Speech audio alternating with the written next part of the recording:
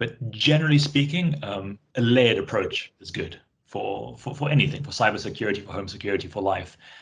If you have lots, if you diversify what you're doing, you stand a better chance in case one system fails.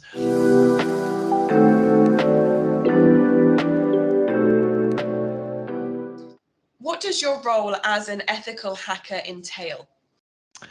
Yeah, so essentially being an ethical hacker means that my clients, who range from banks to governments to small startups to big companies, they come to me with the hope of helping them secure their businesses, be it their online presence or their physical security, from their staff to their servers, kind of everything in between, anything that holds data or transmits data.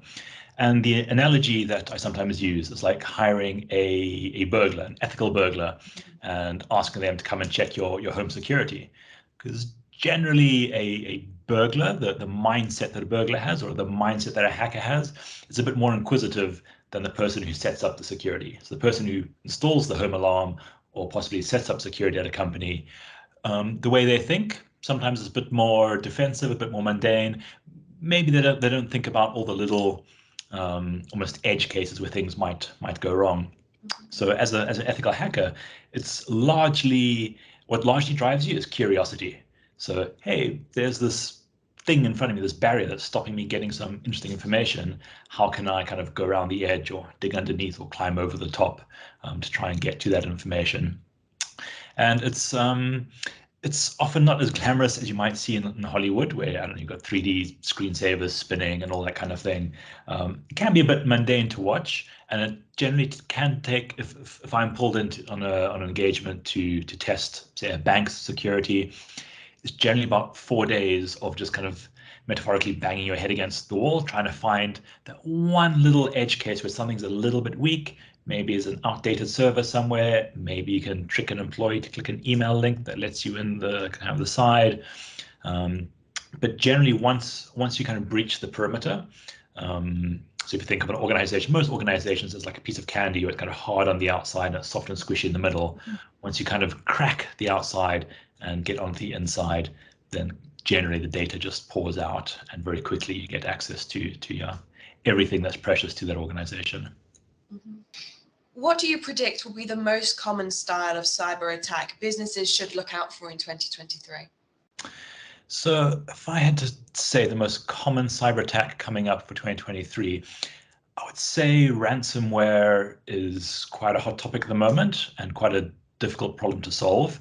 And it's driven by financial reward of cybercrime. Like ransomware is, it's quite a nice vehicle for criminals to get money for their ways. Like, you know, before things like ransomware, if you're a hacker and you want to make money out of your endeavors, yeah, maybe you'd write Trojans to get access to someone's, you know, internet banking and things like that. Those are normally small pots of victory, small wins. Maybe you'd write malware or something and sell that. But ransomware provides quite a nice vehicle for cyber criminals to be able to make quite a lot of money and quite easily. And it's one of those, I would say, unintended side effects of something like Bitcoin or blockchain. When we thought up those ideas, it's all about, yeah, decentralized banking and, you know, freeing people from the shackles of capitalism and things like that. As with most technologies, often criminals will find a way to repurpose them. And with ransomware, we've seen that, because if you're a victim to ransomware, the hackers will generally, you know, ask for money via Bitcoin or some other cryptocurrency, so it can't be traced back to them. Wouldn't work if you said, hey, here's my Lloyd's TSB banking details, you know, give me £50,000, because obviously the police would kick down your door quick sticks. So yeah, ransomware is probably one of the biggest problems I'd say at the moment. And at the moment, there's no kind of immediate quick fix or solution for that. And I'll say that would probably be coupled with phishing or some kind of spear phishing. That's generally one of those things that doesn't go away. And a lot of the recent quite big hacks, like even in recent news, so Uber got breached recently, and Rockstar Games. If you go way back to like Hillary Clinton, the DNC, and PBS, and Sony, and everyone in between, it's generally these hacks get done via spear phishing, which isn't very sophisticated, but is very effective. You know, kind of get sent an email, and you click something, and something bad happens that lets the hacker take control of your laptop, and then they generally burrow into the organization from there. And that's quite often paired with the ransomware. So my short answer for the common style of cyber attack for businesses in 2023 is probably ransomware paired with spear phishing. How can businesses identify potential cyber weaknesses in their organization? Yeah, so if you're a business and you're trying to identify cyber risks, any risks that might let criminals or hackers into your organization, there are all kinds of things that you can do. Generally, I would say there's no silver bullet. So there's no one product or magic thing, no matter what vendors tell you, that will solve this. But generally speaking, a layered approach is good for anything, for cybersecurity, for home security, for life.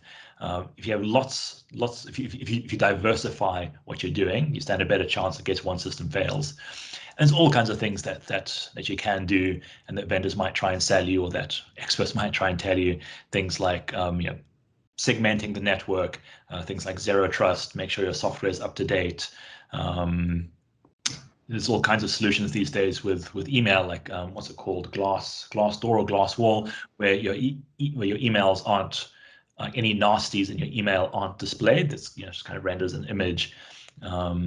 There's lots and lots of little things that you can do as an organization, and it's generally that layered approach that's quite good.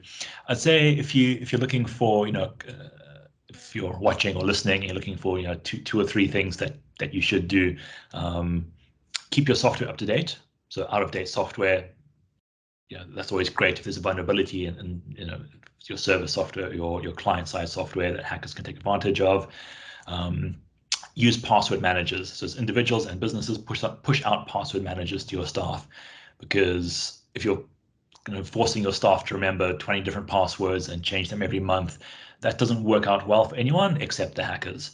So if you only have to remember one password that unlocks the vault, and that's quite a secure approach. And pick a good password for your one password. And what I like to do is use a thing called canary tokens. Essentially, what these are, it's you can embed a little bit of information in Word documents, Excel documents, PDFs. There's all kinds of little canaries that can embed in these kinds of files. And essentially, you leave these files lying around, and almost like tripwires. So it's kind of like leaving confidential files at home when you go out. A piece of paper says top secret, and you put a little vial of ink next to it, such that if someone picks it up, the ink spills, and then you will know that someone's been there. So canary tokens are a great way to know if you've been breached. So I use those quite a lot. I think that's a medium length answer. It's quite a difficult question. Maybe the other answers come speak to me and I can help you out. So last final questions about you as a speaker and as a person. What do you hope corporate audiences take away from your public speeches? Very good question. So what do I hope audience members take away from the talks? And part of the reason I give these kind of public talks is I'll do a whole bunch of things, but I want to help people understand what I call the realm of the possible.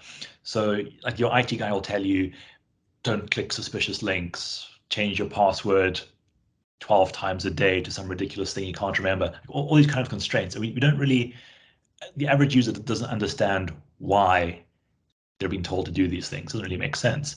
So what I try and do in my talks is I will show you the realm of the possible, which means what can hackers do, and why do they think the way they do, and what opportunities do they have with the average person at the average organization. So as an example, I've got a talk where I demonstrate a real world hack with a kind of with a spearfish. So a demo laptop, we get audience member to come up and play the Bob in accounting, and I send an email and he interacts with the email, and that gives me control of his laptop. And then we burrow deeper into the pretend network, and we smash and grab and exfiltrate data. And it's a live hack, so it's real. And it shows, I like to show the real software that hackers use and the real way hackers think and the way they approach your organization, both the company and the individuals. So you may think, I'm not special, no one's going to hack me. And that's probably true, but the hacker's going to pick someone, and it could be you if you're the weakest, if you're kind of I don't like the term the weakest link, but if you are able to be manipulated in some way. So I do like showing people what could happen and do a little bit of a deep dive. So here's some actual black screen matrix, whatever. So you see what hackers really do, and then kind of fluff that up with a bit of story and background and that kind of thing. So my objective is to not so much to scare people, but to show them what's possible and then bring them on board as part of your security team. Like I think the biggest strength in any organization is their staff.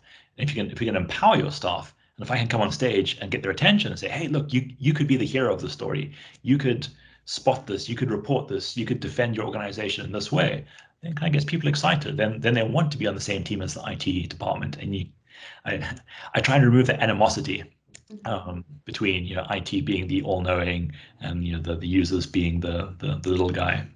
And I really enjoy showing people stuff that I'm passionate about, getting them excited, and then teaching them some things they didn't know and helping them keep safe online, both at work and at home.